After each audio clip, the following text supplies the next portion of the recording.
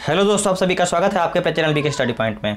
आज मैं ये भी एक छोटा सा वीडियो मैं आप लोगों के लिए बना रहा हूँ।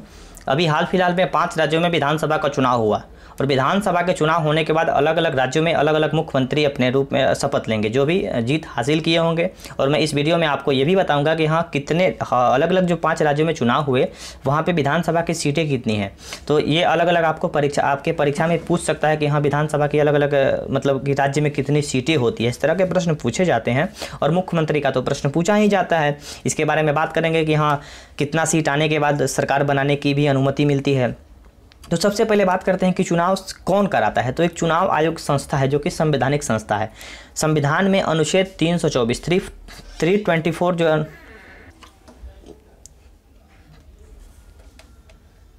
तो संविधान में अनुच्छेद 324 है जो कि निर्वाचन आयोग यानी चुनाव आयोग के बारे में बात करता है।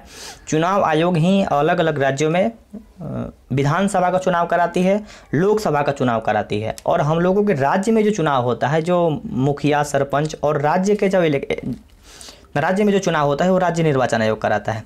तो ये सेंट्रल लेवल का जो चुनाव आयोग है, निर्वाचन आयोग है। निर्वाचन आयोग का जो वर्णन है संविधान के अनुच्छेद 324 में है। तो यहाँ पे एक मैप के माध्यम से हम लोग देख सकते हैं कि अलग अलग राज्यों में जो चुनाव हुआ।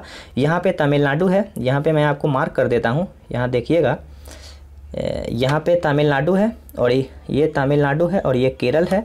यहाँ पे वेस्ट बंगाल है, ये असम है और यहाँ पे पुडुचेरी यानी पुडुचेरी का जो स्थान है ना, एक राज्य में नहीं है। पुडुचेरी का जो भाग है तमिलनाडु में भी है, आंध्र प्रदेश में भी है और केरल में भी है। एक छोटा सा जो कॉलोनी है पुडुचेरी। सबसे पहले हम लोग समझते हैं कि पुडुचेरी फ्रांस के कब्जा में था, भारत से फ्रांस के कब्जा में था। सबसे पहले जो फ्रांसीसी कंपनी आई हुई थी वहाँ पे अपना छोटा सा कंपनी बनाई हुई थी। तो उस कंपनी बनाने के बाद वो सब क्षेत्र जब भारत में मिला लिया गया तो उसको पांडिचेरी जो है ये यूटी है। सबसे पहले हम लोग जानते हैं कि पांडिचेरी यूटी है। और एक दिल्ली और पांडिचेरी दो ही ऐसे यूटी है जहाँ पे विधानसभा का चुनाव होता है, वहाँ पे मुख्यमंत्री होते हैं।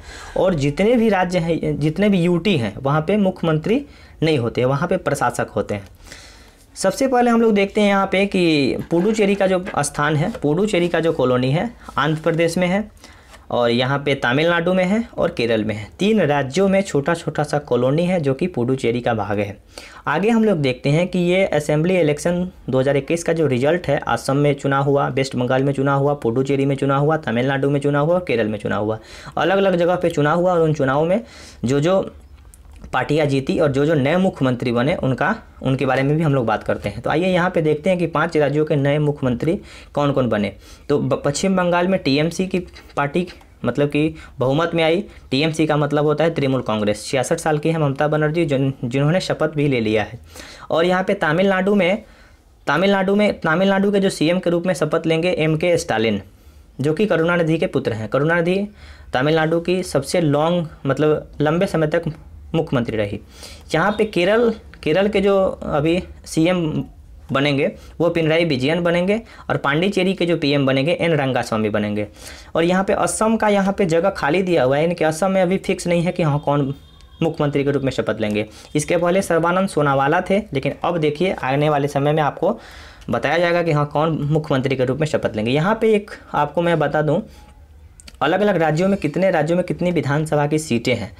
तो यहाँ पे ये जी न्यूज़ का दिया हुआ है, लेकिन ये संविधान में भी लिखी गई है। केरल में विधानसभा का जो सीट है वो 140 सीट है। असम में सबसे पहले देखते हैं कि असम में 126 विधानसभा का सीट है। पश्चिम बंगाल में 294 है, तमिलनाडु में 234 है और पांडिचेरी में 30 है और केरल में 140 यानी 140 है। यहाँ पे आपको एक बात और बता दूँ कि मान लीजिए कि पांडिचेरी में 30 सीट है। 30 सीट में अगर किसी भी मुख्यमंत्री को मुख्यमंत्री बनना होगा तो 15+1 यानी कि 16 सीटें अगर जो भी पार्टी जीतेगी उस पार्टी का मुख्यमंत्री बनेगा।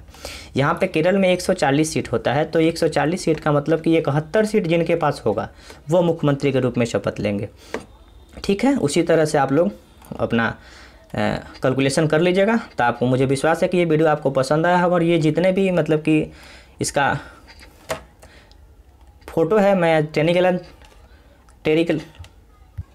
टेलीग्राम चैनल पे डाल दूंगा। टेलीग्राम का लिंक डिस्क्रिप्शन बॉक्स में आपको मिल जाएगी और मुझे विश्वास है कि ये सब वीडियो आपको पसंद आया होगा। पसंद आएगा तो कमेंट करें, लाइक करें और चैनल को सब्सक्राइब करें, दोस्तों के साथ शेयर करें। कमेंट जरूर करें, ताकि आपको मैं कुछ इस वीडियो में कोई भी कमी हुई होगी तो उस कमी को मैं सुधारने का प्रयास करूँगा। धन्यवाद।